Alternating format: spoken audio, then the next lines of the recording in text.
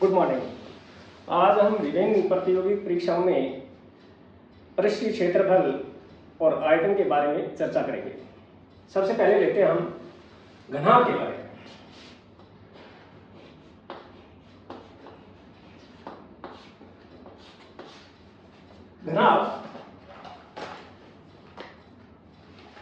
घनाभ जैसे कि ये ज्योमेट्री है, ये घनाभ है। इसमें 6 फलक होते हैं, जिसमें 6 फलकों का अलग अलग देखा जाए तो वो घनाभ की परिभाषा में देखा जाए तो एक किसी वस्तु की लंबाई, चौड़ाई या ऊंचाई में से एक कोई माप भिन्न होगी, वह घनाभ कहलाएगा।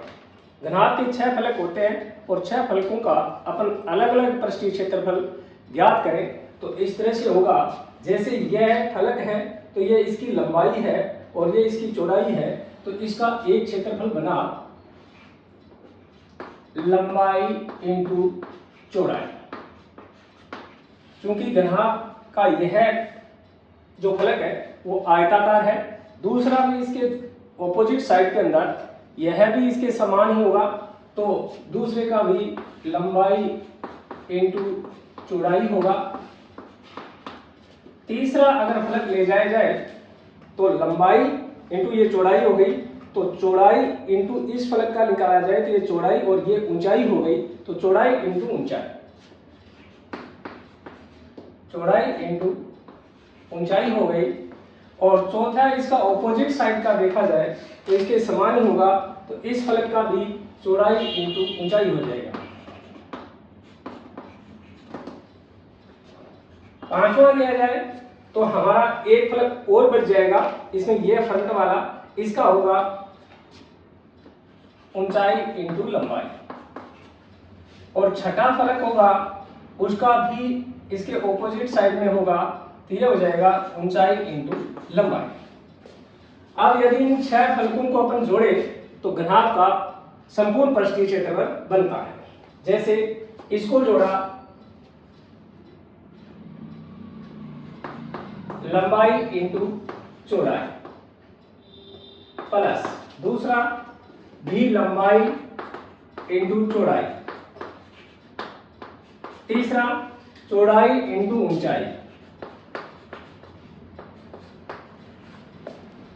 और पांचवा इसका चौथा जो निकला वो भी चौड़ाई इंटू ऊंचाई होगा, और पांचवा इसका होगा ऊंचाई इंटू लंबाई होगा, और छठा होगा वो भी ऊंचाई इंटू लंबाई होगा। अब इनको जोड़ा जाए तो यह लंबाई इंटू चौड़ाई और लंबाई इंटू चौड़ाई मिलकर के 2 ब्रैकेट लंबाई इंटू चौड़ाई हो गया, प्लस में ये निशान प्लस का लगाया, चौड़ाई इंटू ऊंचाई भी 2 है तो ये चौड़ाई इंटू ऊंचाई हो गया। और तीसरा अगर देखा जाए तो 2 ऊंचाई इंटू लंबाई हो जाएगा, ऊंचाई इंटू लंबाई हो जाएगा। अब इसमें अगर कॉमन लिया जाए तो 2 बाहर आ जाएगा और हमारा सूत्र इस तरह से बन जाएगा लंबाई इंटू चौड़ाई प्लस चौड़ाई इंटू ऊंचाई प्लस ऊंचाई इंटू लंबाई हो जाएगा। और यह घनाभ का संपूर्ण पृष्ठीय क्षेत्रफल इस तरह से हमारा बना। घनाभ एक जिसकी लंबाई, चौड़ाई या ऊंचाई में से एक माप भिन्न होगी वह घनाभ कहलाएगा। यह घनाभ का संपूर्ण पृष्ठीय क्षेत्रफल हो गया। अब हम घनाभ के आयतन की बात करें। किसी भी घनाभ के आयतन का सीधा सा सूत्र है कि उसके धरातल का क्षेत्रफल निकालो और ऊंचाई से गुणा करो। चाहे वो घन है, घनाभ है या बेलन है, इन सब के अंदर अगर किसी चीज का आयतन निकाला जाए तो उसके धरातल का क्षेत्रफल और इंटू ऊंचाई से गुणा कर देंगे। जैसे देखते हैं, जैसे मान लो ये एक मोहर है और मोहर को इस तरह से अपन पेड़ पे लगाएंगे और पेड़ पर लगाने के बाद जैसे इसको यहाँ लगाया गया तो इसको हटाने के बाद जो आकृति बनेगी वह इसका क्षेत्रफल कर देना है और ऊंचाई से गुणा कर देना है। जैसे इसको शाही से भिगोया, पेड़ पे लगाया और यहाँ ठप्पा लगाया, तो ठप्पा लगाने के बाद इसकी आकृति आयताकार बनेगी। तो आयत का क्षेत्रफल क्या होता है? आयत का क्षेत्रफल घनाभ का आयतन कैसे बना? घनाभ का आयतन कैसे बना कि इस धरातल का क्षेत्रफल कर देंगे और ऊंचाई से गुणा कर देंगे। ये धरातल है, इसका लंबाई इंटू चौड़ाई हो गया और हमने इसको ऊंचाई से गुणा कर दिया तो ये घनाभ का पृष्ठीय क्षेत्रफल बन गया। क्या इसी तरह से अपन बेलन का और घन का भी आयतन निकाल सकते हैं? तो निकाल सकते हैं। जैसे ये घन है और इसका अगर आयतन निकालना पड़े तो हम सेम सूत्र आगाज कर सकते हैं। सेम सूत्र का मतलब हुआ कि इसका धरातल का क्षेत्रफल और ऊंचाई से गुणा कर देंगे, क्योंकि घन का जो पृष्ठ होता है, नीचे का धरातल होता है, वह वर्गाकार होता है और वर्ग का क्षेत्रफल निकालने का सूत्र होता है भुजा इंटू भुजा या भुजा की स्क्वायर होता है और उसको आप ऊंचाई से गुणा कर दें तो क्या बन गया? भुजा इंटू भुजा इंटू ऊंचाई भी क्योंकि इसकी भुजाई होती है तो एक भुजा और लग गया और घन का आयतन बना। घन का आयतन बना। घन का आयतन कैसे बना कि भुजा की क्यूब हो गया।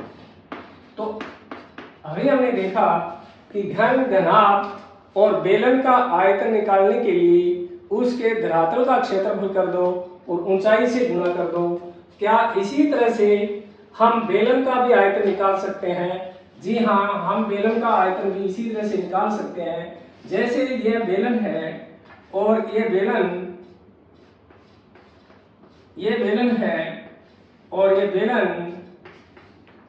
बेलन का जो धरातल है वो वृत्ताकार होता है और वृत्त का क्षेत्रफल क्या होता है? वृत्त का क्षेत्रफल जो होता है वो पाई आर की स्क्वायर होता है और इसकी बेलन की जो ऊंचाई होती है उसको अपन h से व्यक्त करते हैं और h से इसको गुणा करने पर सूत्र बना यह अब बन गया बेलन का आयतन। बेलन का आयतन। बेलन का आयतन निकालने का सूत्र क्या हुआ? हमने वही सूत्र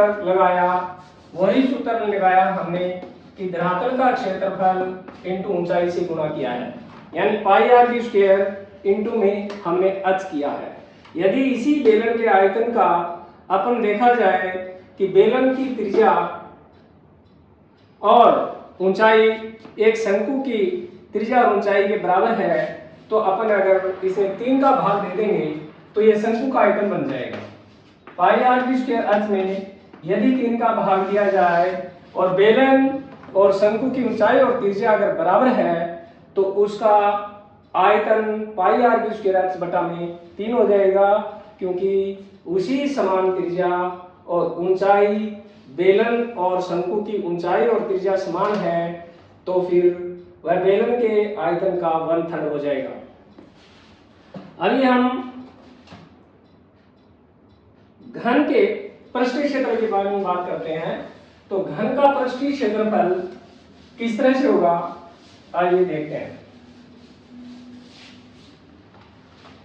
घन जिसके सभी फलक बराबर होंगे, यानी हमने लूडा देखा है, लूडा एक घन होता है और घन की सभी भुजाएं समान होती है तो इसके 6 फलक होते हैं। तो प्रत्येक फलक का क्षेत्रफल क्या होगा?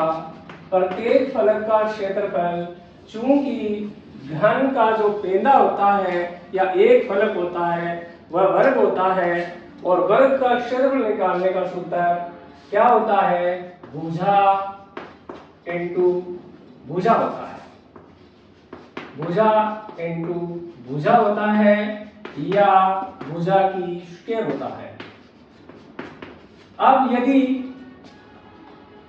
प्रत्येक फलक का क्षेत्रफल भुजा की स्क्वायर है तो इसमें 6 फलक होते हैं, तो 6 फलकों का पृष्ठीय क्षेत्रफल क्या हो जाएगा, 6 भुजा की स्क्वायर हो जाएगा, क्योंकि एक फलक का भुजा की स्क्वायर होता है तो 6 फलकों का 6 भुजा की स्क्वायर हो जाएगा। अभी हम आयतन इसकी बात करते हैं घन के आयतन की। तो घन का आयतन क्या होता है? घन का आयतन वही होता है कि धरातल का क्षेत्रफल और इंटू किससे गुणा कर दे, ऊंचाई से गुणा कर दे। धरातल का क्षेत्रफल क्या होता है, इसका एक वर्ग होता है, और वर्ग का क्षेत्रफल निकालने का सूत्र क्या होता है, भुजा की स्क्वायर होता है, और ऊंचाई भी एक भुजा हो गई, तो ये भुजा हो गई, और क्या बन गया हमारा सूत्र, भुजा की क्यूब बन गया। यह था हमारा घन और घनाभ का। अब अपन लेते हैं एक बेलन। आज बेलन के ऊपर अपन चर्चा करते हैं। तो बेलन के विभिन्न भागों का क्षेत्रफल और उसका आयतन कैसे निकाल सकते हैं, अपन इस तरह से देख सकते हैं। बेलन इस तरह की आकृति, कोई भी डब्बा या वस्तु बेलन कहलाएगी, और यह बेलन का त्रिज्या होगी, और ये गोल घेरा परिधि है, ये परिधि है, और यह त्रिज्या है, और इसकी यह यहां से यहां ऊंचाई है। तो बेलन के 2 वृत्ताकार भाग होते हैं। तो बेलन के दोनों वृत्ताकार भागों का क्षेत्रफल, बेलन के दोनों वृत्ताकार भागों का क्षेत्रफल एक का होता है पाई आर की स्क्वायर, तो दूसरे का क्या हो जाएगा, दोनों का पाई आर की स्क्वायर, और दोनों का मिलकर के 2 पाई आर की स्क्वायर हो गया। अभी बेलन का एक बीच वाला गोल भाग रह गया, तो इस गोल भाग को अपन क्या कहते हैं,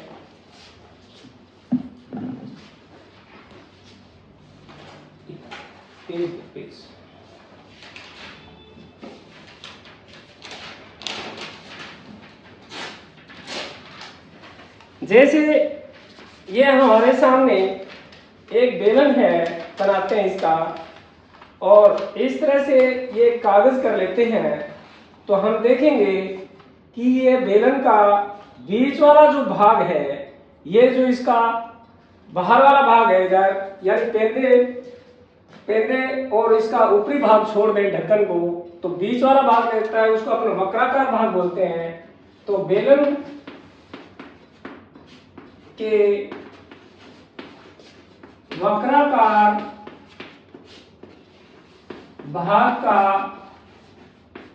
क्षेत्रफल, बेलन के वक्राकार भाग का क्या क्षेत्रफल होगा, एक्चुअली क्या है कि यह इसकी जो ये परिधि है उसको ऊंचाई से गुणा किया गया है, तो 2 पाई आर परिधि हो गई, और उसको अक्ष से हमने गुणा कर दिया, तो यह बेलन का वक्राकार भाग बन गया।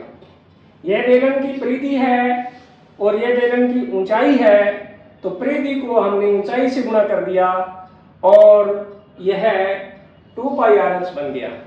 बेलन के वक्राकार भाग को क्या लंबाई इंटू चौड़ाई भी कहा जा सकता है, क्या ऐसा भी है, तो हाँ, यह ऐसा भी हो सकता है। यदि हमने यहां से इस कागज को बीचों बीच काटना शुरू किया, तो यह जो परिधि थी यह इस तरह से खुलने पर लंबाई बन गई, और जो ऊंचाई थी वो चौड़ाई बन गई। जैसे ऐसे था, हमने इसको बीच में से काटना शुरू किया तो ऐसा कागज बना, और ऐसा बनने से ये हमें साफ दिखाई दे रहा है कि ये आयत है, और आयत का क्षेत्रफल निकालने का सूत्र क्या हो जाएगा, लंबाई इंटू चौड़ाई हो जाएगा। इस तरह से अपन कह सकते हैं कि बेलन का पृष्ठीय क्षेत्रफल, बेलन के वक्राकार भाग का पृष्ठीय क्षेत्रफल एक्चुअली लंबाई इंटू चौड़ाई होता है, क्योंकि यह परिधि थी वो 2 पाई r जो था वो क्या था, लंबाई बन गई, और ऊंचाई थी वो एक्चुअली चौड़ाई बन गई। और हमारा सूत्र आगाज हुआ 2 पाई r x की जगह लंबाई इंटू चौड़ाई भी हो सकता है, तो यह कथन भी सही है। हम देखेंगे बेलन का आयतन। तो बेलन का आयतन निकालने का सूत्र वही लेंगे कि धरातल का क्षेत्रफल। बेलन का आयतन निकालने के लिए अपन वही सूत्र याद करेंगे कि धरातल का क्षेत्रफल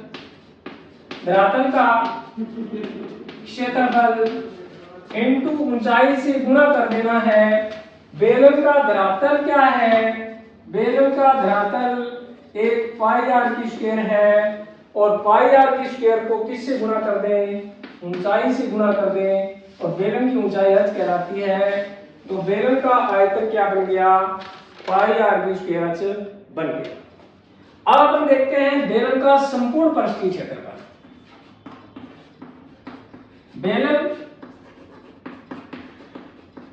बेलन का संपूर्ण पृष्ठीय क्षेत्रफल, बेलन का संपूर्ण पृष्ठीय क्षेत्रफल इनके विभिन्न पार्टों को जोड़ दें, 1 2 3 पार्टों को जोड़ दें। तो पहला पार्ट हमारा था दोनों वृत्ताकार भागों का क्षेत्रफल 2 पाई r की स्क्वायर आया था, और एक वक्राकार भाग का क्षेत्रफल आया था 2 पाई RH।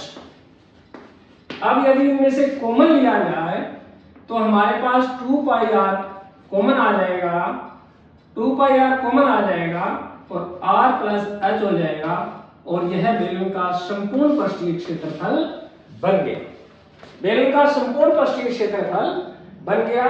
क्या यह सूत्र अन्य आकृति में एक और भी काम आ सकता है, जैसे एक अर्धगोले पर, जैसे एक अर्धगोले पर एक बेलन अध्यारोपित है, तो उसका सूत्र भी यही बनेगा, क्योंकि यह जो अर्धगोला है इसके वक्राकार भाग का क्षेत्रफल क्या होगा, 2 पाई r की स्क्वायर होगा, और यह ऊपर बेलन है, ऊपर से एक खुला हुआ भाग है, और यह बेलन का वक्राकार भाग है, तो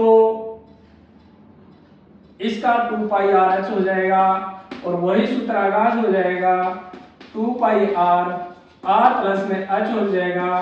इस तरह से एक अर्धगोले पर एक खोखला बेलन अध्यारोपित है, तो उसका सूत्र भी 2 पाई r प्लस में h बनेगा। अगले पेड़ में हम गोले और अन्य विभिन्न आकृतियों का पृष्ठीय क्षेत्रफल और आयतन ज्ञात करेंगे। जय। अभी जो सूत्र समझाए गए हैं इनमें से यदि किसी विद्यार्थी को कोई समस्या है, कोई प्रश्न वो पूछना चाहता है, तो वो कमेंट बॉक्स में डालें, मैं उसका उत्तर देने का प्रयास करूँगा।